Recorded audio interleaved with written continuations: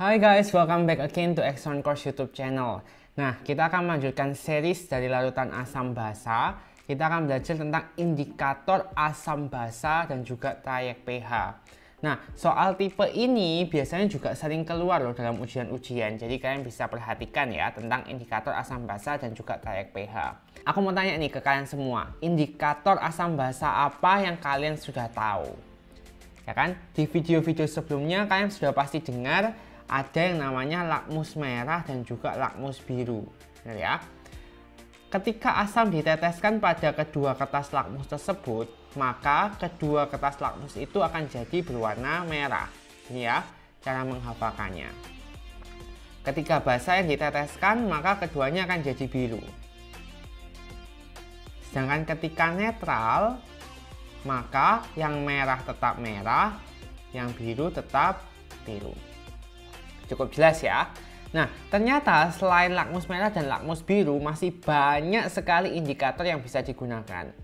Yang pertama ada indikator alami. Itu ada kunyit, bunga sepatu, daun pacar air, bunga nusa indah, dan seterusnya.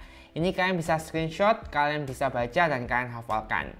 Jadi kunyit itu kalau ditetesin asam, dia akan berubah menjadi kuning. Ya kan? Sedangkan ketika ditetesin basa, dia akan menjadi jingga. Cukup jelas ya. Bunga sepatu ketika ditetesin asam dia akan menjadi merah. Tetapi ketika ditetesin basa dia akan menjadi kuning. Ya. Dan seterusnya itu kalian hafalkan. Oke. Nah, selain indikator alami juga ada indikator buatan. Oke ya. Indikator buatan contohnya ada 7 itu. Ada phenolphthalein, bromtimol biru, metil merah, metil jingga, bromkresol hijau, bromkresol ungu, dan alizarin kuning. Yang biasanya umum digunakan tuh yang nomor 1 sampai nomor 4. Nah, di sini kan bisa melihat ada namanya trayek pH. Trayek pH itu adalah batas-batas pH ketika indikator mengalami perubahan warna. Maksudnya gimana? Contoh ya, phenolphthalein. Di sini ada 8,3 sampai 10,0. Oke ya. Ketika pH larutan yang ditetesi itu kurang dari 8,3, oke, kurang dari 8,3, maka dia akan tidak berwarna. Ya, jadi ketika kurang dari batas bawahnya, dia akan tidak berwarna. Tetapi ketika larutannya pH-nya lebih dari 10, di sini, maka dia akan berwarna ini, batas atasnya, merah muda. Cukup jelas ya. Gimana kalau pH-nya itu antara 8,3 sampai 10, contohnya 9. Maka biasanya dia tuh warnanya campurannya ya, tidak berwarna sama merah muda, berarti merah sangat muda gitu ya. Jadi campurannya biasanya kalau di tengah-tengah itu. Cukup jelas ya. Contoh lagi adalah bromtimol biru, ya kan? Di sini batasnya 6,0 dan 7,6. Artinya ketika ditetesi larutan yang pH-nya kurang dari 6,0, dia akan berwarna kuning. Tahu dari mana kuning? Nih di sini ya. Sedangkan jika di atas 7,6 dia akan berwarna biru. Oke. Kalau di tengah-tengahnya berarti campuran kuning dan biru.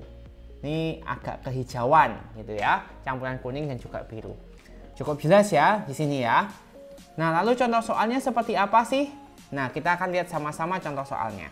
Beberapa larutan diuji dengan kertas lakmus, didapatkan hasil sebagai berikut. Lakmus merah, lakmus biru ada larutan 1 sampai 5. Berdasarkan data di atas, larutan yang bersifat asam adalah.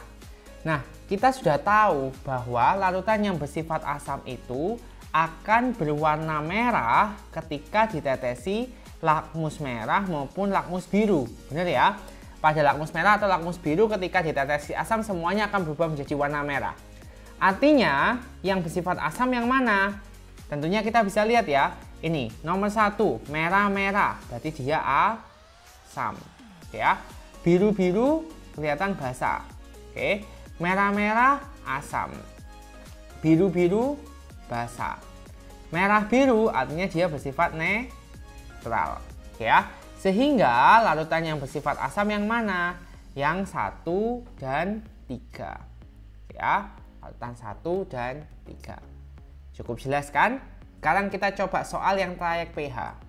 Diketahui trayek perubahan warna indikator sebagai berikut.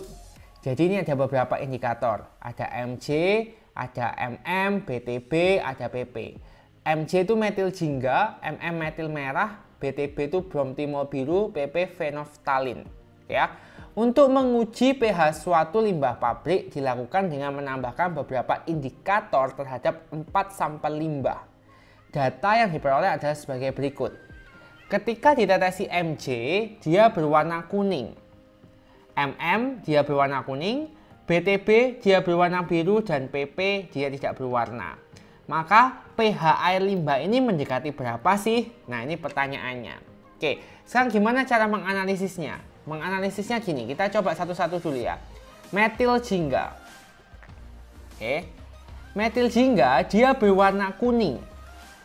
Oke, artinya apa? pH-nya dia, ini ya kuning ya. pH-nya dia itu di atas 4,4. Benar ya? Biar gampang kita gambar di grafik ini. Garis bilangan ini ya, 4,4. Karena dia warnanya kuning, maka di atas 4,4.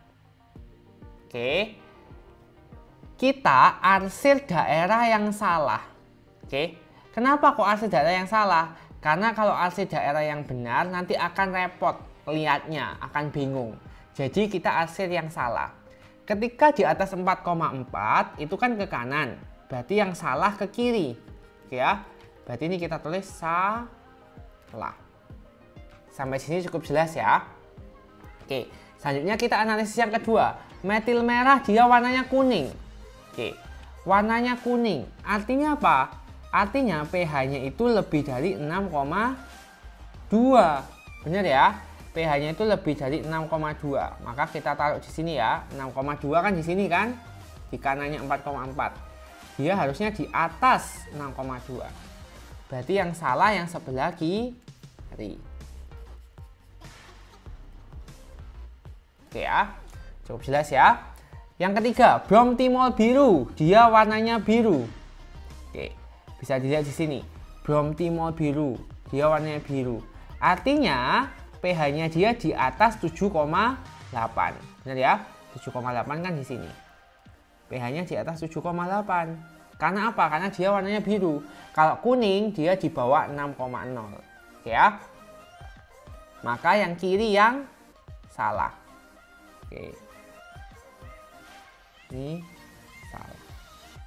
Berikutnya PP, phenolphthalein. Dia tidak berwarna. Ketika dia tidak berwarna artinya apa? Nih bisa dilihat ya, tak berwarna. pH-nya kurang dari 8. Oke, 8 di sini. pH-nya kurang dari 8. Oke, berarti yang salah adalah yang di kanannya 8. Ini salah. Oke. Kalau gitu, yang putih itu yang benar, ya kan? Kenapa? Karena dia tidak diarsir sama sekali. Ingat tadi kita mengarsir yang salah. Artinya yang tidak diarsir yang benar. Mana nih yang tidak diarsir? Yang tidak diarsir yang ini nih, ya kan? Kelihatan banget nih. Nih. Ya kan? Ini tidak ada arsirannya sama sekali. Oke. Berarti air limbahnya itu pH-nya itu antara 7,8 sampai 8 ya. Berarti jawabannya adalah 7,8 kurang dari pH kurang dari 8. Ingat ya, kalau dalam garis bilangan misalnya ini ada A, ini B. Kalau kita mau menggambarkan kurang dari A, maka tulisannya gini, X kurang dari A. Oke. Kalau mau lebih dari B, maka kita tulisnya X lebih dari B. Tapi kalau yang di tengah-tengah nulisnya gimana? Nulisnya seperti ini kan? Misalnya ini ya. Maka A kurang dari X kurang dari B. Ya, kalau X-nya di tengah-tengah. Sama halnya dengan ini. pH-nya antara 7,8 sampai 8. Maka nulisnya 7,8 kurang dari pH kurang dari 8. Jawabannya adalah yang E.